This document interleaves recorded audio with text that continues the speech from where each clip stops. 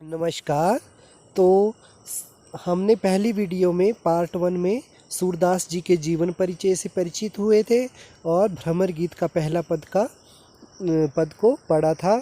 उसके बाद हमने पार्ट 2 में दूसरे पद के बारे में पढ़ा था, जो कि गोपियाँ अपने मन की व्यथा बता रही थी, जो उद्धव श्री कृष्ण जी का जो संदेश लेके आए थे उससे दुखी होकर जो उनके मन में जो गुजर रही थी गोपियों के मन में, उसको उन्होंने दूसरे पद के माध्यम से जो है प्रकट किया था। तो अब हम तीसरे पद के बारे में पढ़ते हैं। तो चलो शुरू करते हैं हम तीसरा पद। तो तीसरे पद में क्या बोलती है गोपियाँ कि हमारे हरी हारिल की लकड़ी, हारिल की लकड़ी होता है, हारिल एक पक्षी होता है और लकड़ी बना है लकड़ी से।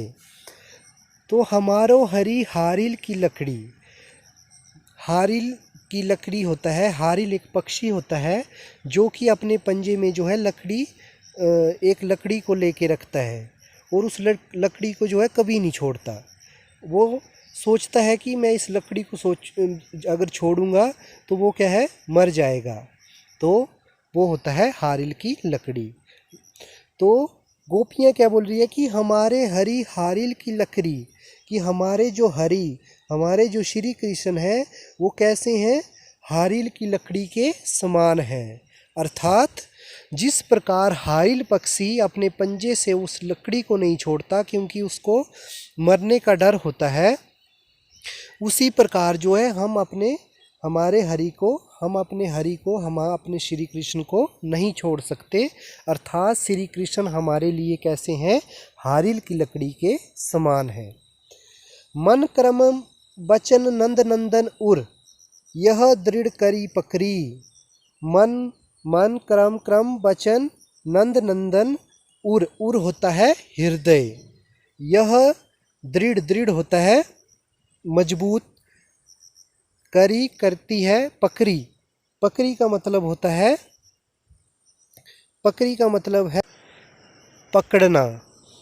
तो क्या बोलते हैं आगे गोपियाँ, उद्धव को बोल रही है वो कि हमारे मन क्रम में जो है, हमारे हृदय में जो है वो श्री कृष्ण जो है पूरी मजबूती से पकड़े हुए हैं। अर्थात हम जो है श्री कृष्ण को किसी भी हालात में जो है छोड़ नहीं सकते। जागत सोवत स्वपन दिवस निसी, कान्हा कान्हा जकरी। जागत जागते वक्त, सोवत सोते वक्त, स्वपन सपने में, दिवस दिन में, निसी रात में, कान्हा कान्हा कृष्ण कृष्ण, जक होता है पुकारना। तो गोपियाँ क्या बोलती है कि हम जब जाग रही होती है, चाहे सो रही होती हैं, चाहे सपने देख रही होती है, चाहे दिन में हो चाहे रात में हो, हमें एक ही पुकार होती है श्री कृष्ण की। अर्थात हमें जो है हमेशा जो है श्री कृष्ण ही हमारे पास रहते हैं और श्री कृष्ण ही हम चाहे सो रहे हो चाहे जाग रहे हो हमेशा हमारे आसपास होते हैं। सुनत जो लागत है ऐसो, ज्यों करऊ ककरी। ककरी होती है ककड़ी, करई मतलब कड़वी। सुनत जोग लागत, कि जो आपने योग मतलब ज्ञान, लागत है ऐसो, कि जो हे उद्धव, कि जो आप जो योग का जो संदेश सुना रहे हैं हमारे को, वो हमें किसके समान लग रहा है, कड़वी ककड़ी के समान। जिस प्रकार कड़वी ककड़ी लगती है वैसे ही ये जो आप हमारे लिए योग का संदेश लाए हो श्री कृष्ण का, वो भी हमें पूरी तरह ककड़ी के समान, कड़वी ककड़ी के समान लग रहा है, जिसके अंदर क्या है, जो रस नहीं होता। कड़वी ककड़ी होती है जिसके अंदर कुछ भी रस नहीं होता।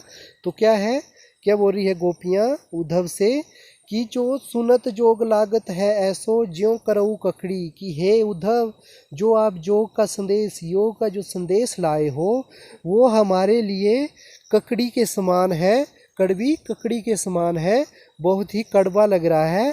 अर्थात हमें इससे कुछ भी रस नहीं आ रहा, आनंद नहीं आ रहा, ये हमें बिल्कुल कड़वा लग रहा है।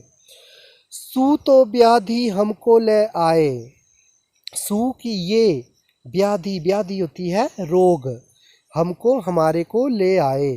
कि ये रोग हमारे को कहाँ से ले आए आप, देखी सुनी ना करी, कि आपने कुछ देखा सुना भी नहीं। अर्थात क्या बोल रही है गोपियाँ कि सुयो व्योधि हमको लाए, कि ये जो आप रोग हमारे को लाए हैं, व्याधि हमारे को लाए हैं। व्याधि मतलब क्या लाए हैं उद्धव, जो संदेश लाए हैं, देखी सुनी ना करी, कि हमने इसको कभी देखा भी नहीं है और सुना भी नहीं है, ना करी, ना ही किया हुआ है, ना इसको कभी हमने भोगा हुआ है। अर्थात जो उद्धव योग का संदेश लाए हैं उससे जो है गोपियाँ बिल्कुल दुखी हैं पूरी तरह से। तभी वो क्या बोल रही है कि ये जो आप व्याधि हमारे लिए लाए हैं, हमने ऐसी व्याधि मतलब ऐसा रोग ना कभी देखा है, ना सुना है, ना ही कभी महसूस किया हुआ है। यह तो सुर तिन्ही ले सौंपो जिनके मन चक्री। तो सुर क्या है, गोपियों के द्वारा कहते हैं कि यह तो तिन्ही ले सौंपो, तिन्ही की उनको। तो गोपियाँ बोल रही है कि ये जो संदेश आप लाए हैं, आप इसको उनको ही सौंप दो। अर्थात किसको सौंप दो, श्री कृष्ण को ही सौंप दो, उन्हीं को इस संदेश को दो। जिनके मन चक्री, की जिनका मन जो है चक्र में रहता है। अर्थात जिनका मन जो है मतलब चक्र में रहता है, जो कि मतलब क्या है, गोपियों के जो है प्रेम की जो है प्रेम के बदले में जो है योग का संदेश दे रहे हैं। तो ये है हमारा तीसरा पद। तो इसमें भी क्या है, गोपियों ने जो है अपने मन की व्यथा को बड़े ही अच्छे तरीके से जो है उद्धव के सामने जो है व्यक्त किया हुआ है। कभी वो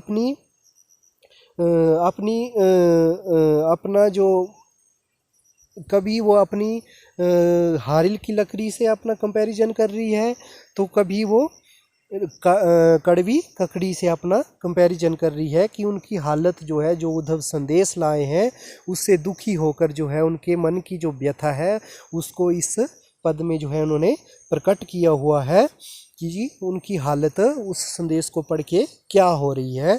तो वही इस पद में जो है हमने पढ़ा हुआ है। तो मुझे आशा है कि आपको जो है ये बिल्कुल पूरी तरह से समझ आ गया होगा। और इसके बाद जो है आपने अपनी कॉपी में जो है इस पूरा जो पद है इसका सरल अर्थों में जो है इसकी व्याख्या करनी है, अपने सरलार्थ करना है। ठीक है, तो हम जो है थोड़ा कठिन शब्दों के बारे में एक बार फिर पढ़ लेते हैं। सबसे पहले है हारिल की लकड़ी। तो हारिल की लकड़ी हमने पढ़ी कि एक हारिल क्या है, एक पक्षी होता है जो कि अपने पंजे में एक लकड़ी रखता है, मतलब उस लकड़ी के बगैर जो है वो कभी भी नहीं रहता, उसको बोलते हैं हम हारिल की लकड़ी। उससे अपना कंपैरिजन किया है।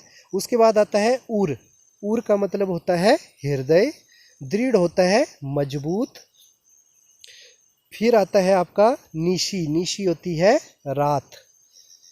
जक। जक होता है पुकार करना।